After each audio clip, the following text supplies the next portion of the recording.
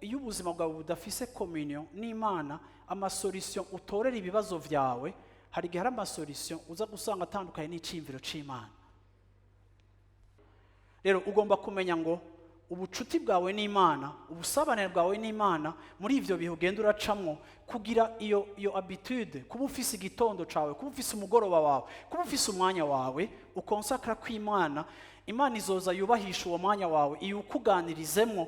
Ico ni ikintu ugomba gukora, haleluya, n'ikintu wewe kigufitiye inyungu, kuko ntiyavugiye ubusa, birabaho, birakoreka. Birashika nk'uko muri eglise umuntu akaza akakubwira ingorane karacamwo, wowe nawe ukumva ko ari ingorane utari bwumve, naho uri pastor ukavuga ati ingorane je sene bwayumva, iki kibazo sene bwacumva, ukumva kirakuremereye, ukumva nawe umenga kiraguhejeje mu inguvu, ukumva umenga uri affecté émotionnellement, uravyumva. Ariko wagenda wagira gutya ukabona inyuma y'igihe umuntu aragarutse, umuntu arakubariye, umuntu aragushingiye intahe, ukamubaza ngo vyagenze gute, agaca yariza yuko na wewe atacizere wari ufise. Ariko kandi ukavuga uti nukuri ibi bintu byari bikomeye, je sinumva ingene byari gushobora kugira gute.